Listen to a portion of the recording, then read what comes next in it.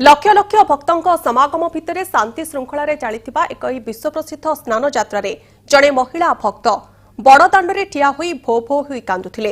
तांकर एकमात्र इच्छा थिला ठाकुरंक पाखकु जिबे एवं चरणामृत पाइबे, किंतु महिला जनक विदेशी भली देखा जाउथिबारु तांकु एही अनुमति दियागला नाही।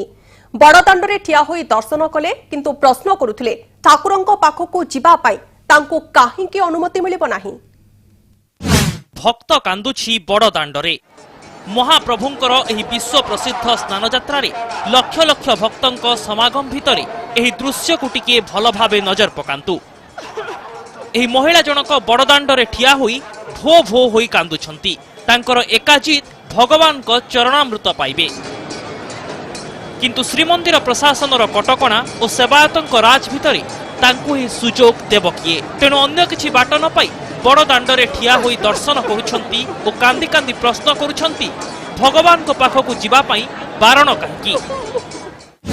कालिया कहार सेवायतंकर ना भक्तंकर। से बाहर बसी कांदी कांदी के तापर प्रभु को डाकिले, से प्रभु को डाकिके से 12 लोक को पचारतांती केमती मु टिके बाहर को भीतर को जाई परतांती कि दर्शन करतांती कि मु एते दूर आसीची किंतु सुजोग मिलता कि से तो बहुत नेवड़ा है कि ये हेले किंतु से विदेशी बोली कथा कहीं शुणिले नहीं। परिचय पत्र भी किसी नथला। तापर भी से आमर हिंदू धर्म तो आमर मंदिर भीतर अलाउ भी नहीं। एही महिला जनक को मंदिर भीतर को प्रवेश पाई अनुमति मिलिला नहीं, कारण से जने विदेशी भली देखा जाउछंती। ना कहउछंती लीला चांद। तांकर कहिबा अनुसार तांको घर मुंबई रे, छोट बेलू से अमेरिका रे रहिछंती, विदेशी नहंती। एबे किंतु से भुवनेश्वर रे रही ओडिसी सिखुछंती।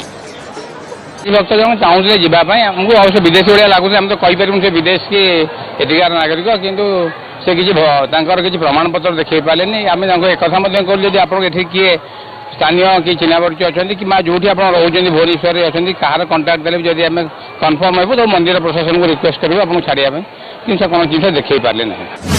भक्त को नहीं भगवान को पाखकु जिबार अधिकार। सेवा नारे व्यवसाय चलुछि, किंतु भक्त पई कटकणा। दशंधि दशंधिर प्रचलित परंपरा बनाम जने प्रकृत भक्तर आवेग। आईन कानून कहूछि अलगा कथा, किंतु जने भक्त चाहूछि भगवान का आशीर्वाद। प्रश्न उठुछि ए परंपरा रे परिवर्तन आवश्यक कि। पुरी सीमांचल पाढ़ी रिपोर्ट, कनक न्यूज।